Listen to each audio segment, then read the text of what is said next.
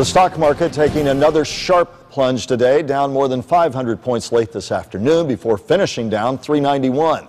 All major indexes showing big declines. CNBC's Sue Herrera live with us from Englewood Cliffs, New Jersey. Thanks for joining us. And everybody's asking, why is it happening and how long does it last? I wish I could tell you how long it's going to last. I will tell you that I think the volatility that we've been seeing in the market is here to stay. What triggered it was a statement yesterday by the Federal Reserve that said that there was significant downside risk to the U.S. economy. Then overnight, China came out with some manufacturing data, and that, of course, has been driving their economy. And that showed that their manufacturing sector slowed down for the third month in a row.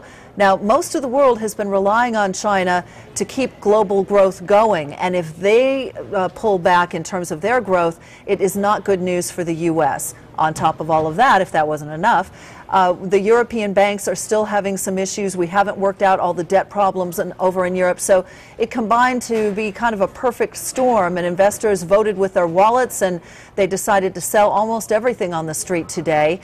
I was somewhat encouraged that we were down better than 520 points at one point in the session, and we did come back off our lows, even though we settled down 390 points. It still could have been worse. So I guess that's the bright spot. Bottom line, what do you say to investors, the people who want to hide under the bed with their money or mutual funds? What's best advice in these highly volatile times that, as you said, have no real clear end in sight? Right. I think that right now it's a time, basically, to take a look at your investment plan, if you have an investment plan, and you should.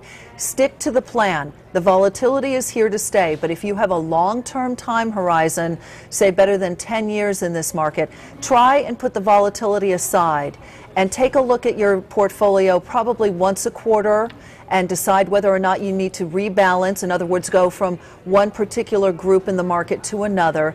But if you have a long-term time horizon, don't take days like this as an indication that you should sell necessarily. You want to have a very measured approach to the market, know what your risk tolerance is, and adjust. If you're not comfortable in the market, take opportunities to adjust here and there, but don't go with the crowd. Don't take today's sell signal as a signal that you should dump your stocks. You want to take a look at your portfolio and make sure you're comfortable with where you are long term. CNBC's Sue Herrera, thanks for taking time to join us and offering your perspective.